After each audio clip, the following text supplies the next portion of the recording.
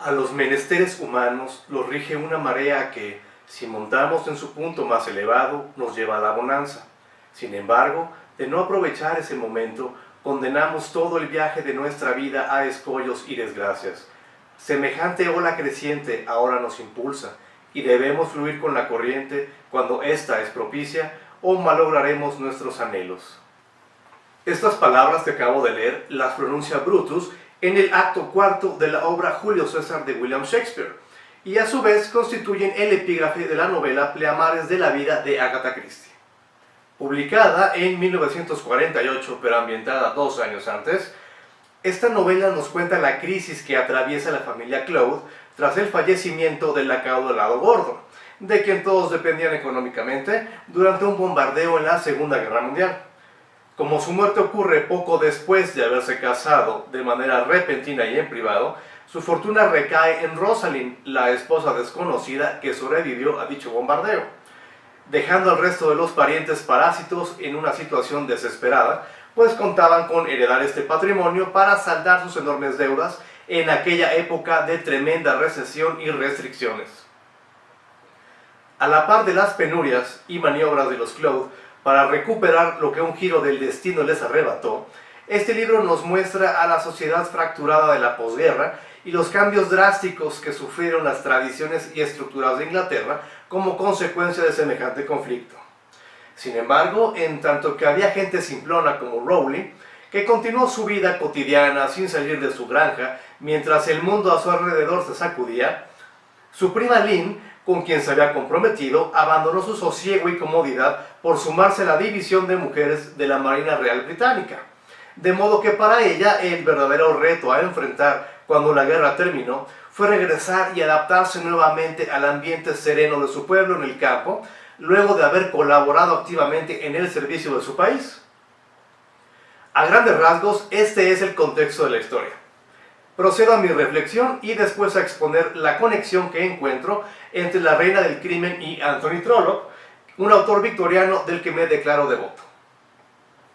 Quizás ciudades enteras acaben devastadas por un ataque militar, pero lo que perdura profundamente arraigado en la mente de la población, pese a que a menudo demuestran estar equivocados, son los prejuicios. Por ejemplo, cuando el detective Poirot investiga un probable asesinato en Pleamares de la vida, es evidente el repudio de una viejecilla hacia él simplemente por el hecho de ser un extranjero. Aunque es común que lo desdeñen por esa misma razón en otros relatos, aquí la viejecilla expresa una idea muy concreta que parece resumir la lógica detrás del polémico Brexit del que tanto se habla hoy en día. Es usted un extranjero. En mi opinión, todos ustedes deberían volver al lugar del que provienen. Para eso peleamos en la guerra, ¿no? Para que la gente pudiera volver a donde pertenece y quedarse ahí. Recordemos que Hércules Poirot, oriundo de Bélgica, llega a Inglaterra como refugiado durante la Primera Guerra Mundial. Por lo tanto, ¿acaso no resulta irónico que Poirot, de quien los ingleses desconfían y se burlan debido a su aspecto diferente, con frecuencia esclarezca delitos intricados cometidos precisamente por aquellos que se jactan de íntegros y que atribuyen todo acto ruin a cualquiera que no haya nacido en su mismo suelo e incluso les achacan deliberadamente sus vilezas a otros compatriotas que consideran inferiores? Ahora les presento a este caballero. Se llama David Suchet y es muy famoso por haber interpretado a Poirot a lo largo de 13 temporadas de la serie de televisión del mismo nombre, la cual consta de 70 episodios en total, cada uno por supuesto retomando el caso de una novela o relato corto de Agatha Christie. De hecho, yo conocí a David en el papel de Augusto Melmoth, en la miniserie basada en la novela El mundo en que vivimos de Anthony Trollope, que fue la primera obra que leí de él hace casi 10 años. Esta novela, de 1875, tiene un vasto elenco, de modo que diversas tramas se desarrollan de forma paralela y convergen de pronto. Una de las tramas principales, pues involucra y afecta a muchos personajes de distintos círculos, es la que atañe a Melmoth. Augusto Melmoth es un inmigrante de pasado turbio que se alza de la miseria a la opulencia y preponderancia social y política de Londres a costa de la incredulidad y ambición de jóvenes aristócratas que son tentados a invertir en acciones de un proyecto de proporciones colosales: la construcción de una vía de ferrocarril que recorrería desde Veracruz en el Golfo de México hasta Salt Lake City en Utah. En realidad, Melmoth es un defraudador, como empieza a presentir Paul, uno de los socios de su compañía, y precisamente para disipar sus dudas y temores, Melmoth lo manda a México a supervisar los trabajos. Sin embargo, Paul sigue dudando y no está convencido de ir. Es entonces cuando Winifred Hortle, quien pretende casarse con él, lo alienta con estas palabras: ¿Por qué no vas? El ferrocarril hará de México un país nuevo y serás tú quien lo ha logrado. ¿Por qué dejarías pasar semejante oportunidad? Otra como esta nunca volverá a presentarse. Reyes y emperadores han probado su suerte en México y no han sido capaces de conseguir nada. Los reyes y emperadores nunca sirven para nada. Piensa en lo que significaría ser el regenerador de México.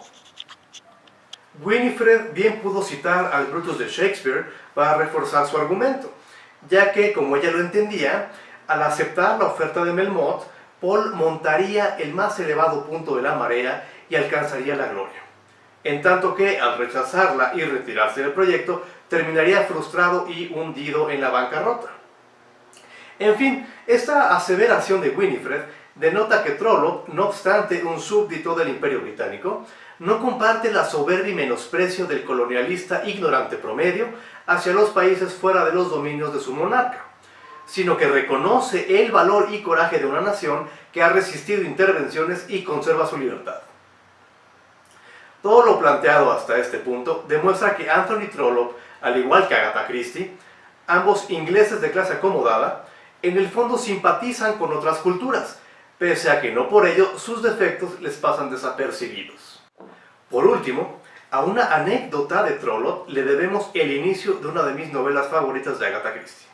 En Cita con la muerte, de 1938, Poirot está de vacaciones en Jerusalén, pero su reposo es perturbado una noche cuando escucha por mera casualidad a través de la ventana de su habitación a dos personas conversando.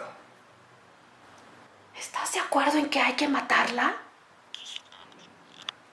Esa fue la pregunta que Poirot escuchó, lo cual le recordó a una historia sobre Anthony Trollope, quien también oyó casualmente a dos individuos comentando precisamente un libro suyo en un club. Uno de ellos admitió que le había gustado, pero que el autor ya debía matar a cierta vieja fastidiosa.